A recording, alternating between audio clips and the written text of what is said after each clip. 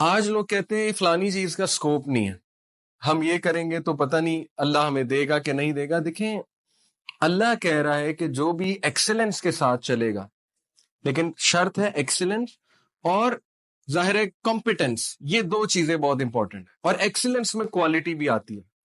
جو بھی ان دو چیزوں کے ساتھ چلے گا، اللہ سبحانہ وتعالیٰ کہتا ہے میں اسے اسٹیبلش کروں گا۔ سکوپ بنانے والا اللہ ہے۔ یہ جو جملہ ہے نا، فلانی چیز کا سکوپ نہیں، I totally disagree with it, because scope اللہ کی طرف۔ یہ دیکھیں، یوسف علیہ السلام کا سکوپ اللہ بنا رہا ہے کہ ہم نے اسے اسٹیبلش کرایا وہاں۔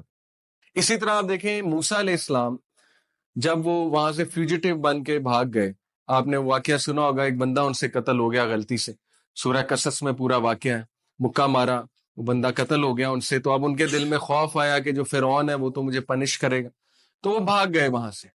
اور جب وہ بھاگے ان کے پاس کچھ بھی نہیں تھا، زیرو، اور وہ پہنچے مدین کے علاقے میں۔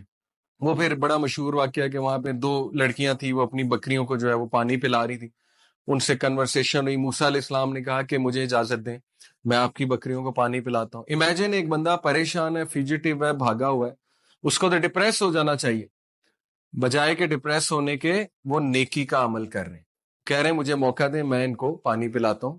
بڑا خوش ہوئی وہ لڑکیاں، انہوں نے پانی پلایا، اور اس کے بعد جب انہوں نے شکریہ کیا موسیٰ علیہ السلام کا کہ جی آپ کا بڑا شکریہ، آپ بہت بھلے انسان ہیں، تو موسیٰ علیہ السلام کہہ سکتے تھے آپ اللہ سے میرے لیے دعا کریں، نہیں، ہی وینٹ alone، سائڈ پر ہوئے، اور سائڈ پہ جا کے اللہ سے خود دعا کی، اور وہ دعا ہے ربی انی لما انزلت الیہ من خیر فقیر، اے میرے رب میں طلبگار ہوں تیری طرف سے، جو بھی خیر آئے میں اس کا فقیر ہوں۔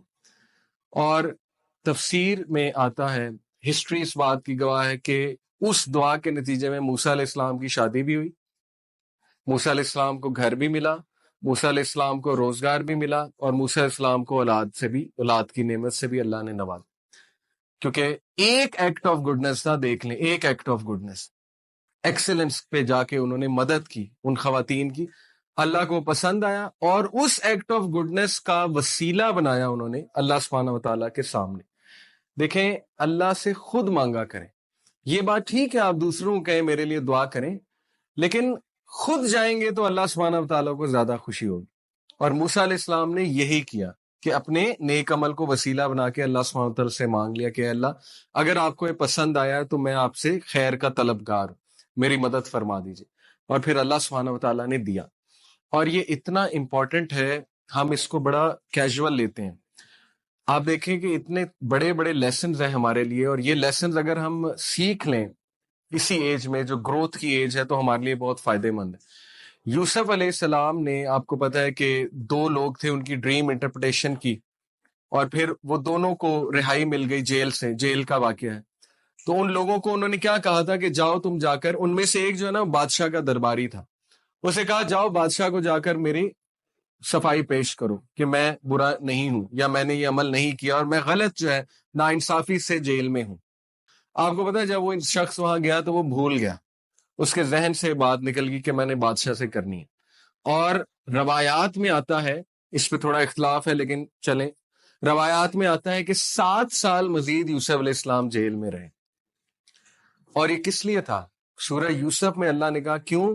کیونکہ Yusuf relied on that person did not make دعا ٹو اس۔ دیکھیں، جو بندہ جتنا اللہ کے قریب ہے نا، پھر اس کا ٹیسٹ بھی بہت زیادہ ہے۔ پھر اللہ سبحانہ وتعالیٰ جو ہے نا، وہ چاہتا ہے کہ یہ دوسروں سے ڈیٹیچ ہو کے صرف مجھ سے مانگے، اور یہ صرف مجھ پہ ریلائے کرے۔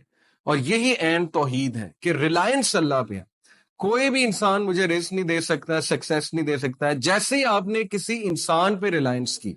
ایک ہے شکریہ ادا کرنا، وہ بالکل ٹھیک ہے، نبی صلی اللہ علیہ وسلم نے فرمایا تم میں سے جو لوگوں کا شکریہ نہیں کرتا وہ اللہ کا نہیں کرتا، دیٹ از فائن۔ کسی نے آپ پہ کوئی احسان کیا، اس کا شکریہ بالکل کرنا چاہیے، اس کے ساتھ بہت اچھا رہنا چاہیے، اس سے لرن کرنا چاہیے، اس سے سیکھنا چاہیے، لیکن ریلائنس صرف اللہ پہ ہے۔ اور اگر اللہ پہ نہیں ہوگی تو پھر اللہ ہمیں لوگوں پہ ڈیپینڈنٹ کر دے گا، اور جب ہم لوگوں پہ ڈیپینڈنٹ ہو جائیں گے، ہمارا دل بھی ٹوٹے گا، ہماری ایکسپیکٹیشنز بھی ٹوٹیں گی، اور وہ بار بار اللہ کی طرف سے ریمائنڈر آ رہا ہے ہمیں کہ آ جاؤ میرے پہ ریلائی کرو، میں تمہیں کبھی ڈس اپوائنٹ نہیں کروں گا۔ تو جن لوگوں سے اللہ محبت کرتا ہے نا، ان کے دل بہت ٹوٹتے ہیں، ان کی ایکسپیکٹیشنز بار بار ٹوٹتی ہیں۔ اس سے ڈپریس نہیں ہونا ہے، یہ تو اچھی بات ہے کہ اللہ کہہ رہا ہے کہ بھئی میرے پہ ریلائی کرو، کم بیک ٹو می. تو یہ یوسف علیہ السلام کی سٹوری سے ہمیں ایک اور بات پتہ لگتی ہے